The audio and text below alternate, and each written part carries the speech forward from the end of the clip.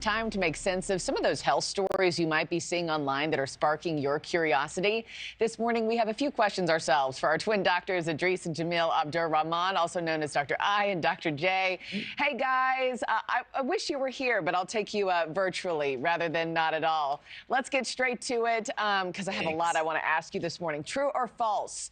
Eating large amounts of junk food as a teenager can lower a person's risk for dementia as an adult.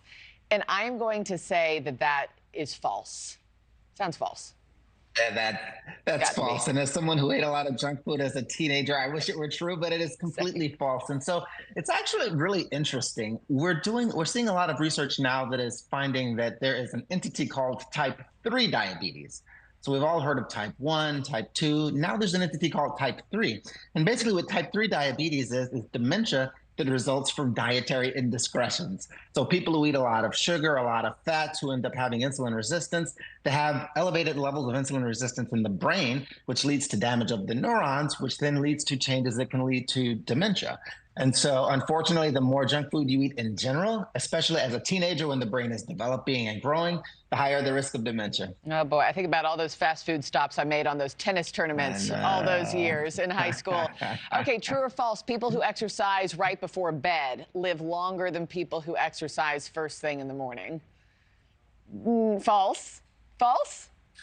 I hope it's false. That is actually true. That is true. I'm sorry, that is true.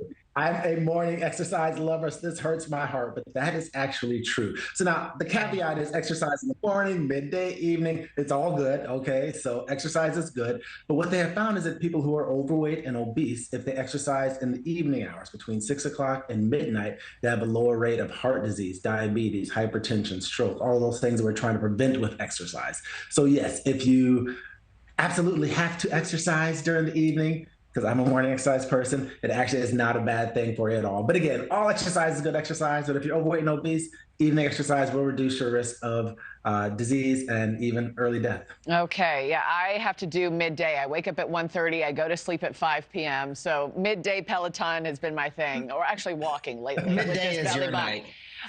Hey, Dr. I, true or false, you can get drunk without ever actually taking a sip of alcohol. False. That's true. That's true. How? Yeah, it's actually true. So this is the deal. Some people have what's called auto brewery syndrome. And basically they have an overgrowth of yeast in their stomachs. And so when they eat carbohydrates, the yeast will metabolize the carbohydrates, turning it into alcohol. It then gets absorbed into the bloodstream. And so they get drunk. And there's actually been cases of people being pulled over for drunk driving who were convicted for drunk driving. And it turned out that auto brewery syndrome and it never had a drink. And they had just had a baguette or a sandwich or something? Any form of carbohydrate. Now, the good thing is it can be easily treated because it's just from that fungal overgrowth. You take antifungals, you avoid carbs for like a month and a half, you're good to go. Oh, my gosh. I've never heard of that before. Right? Okay, teaching me something new every day. You know I have to end on my pregnancy question of the week. I'm less than 3 weeks out from getting induced. I know you're not psychologists, but y'all have talked me through a lot of things. I'm getting major anxiety, you know, as we're getting closer to birth. Talk me through that. Is there anything I should pack to help me through or mantras to keep telling to myself? I'm nervous.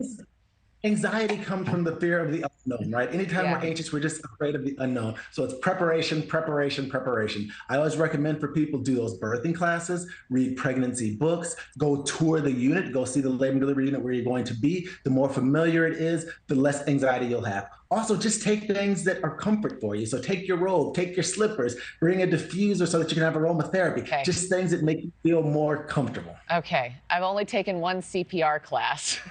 So, oh, no. You won't need that. I gotta get on it, apparently.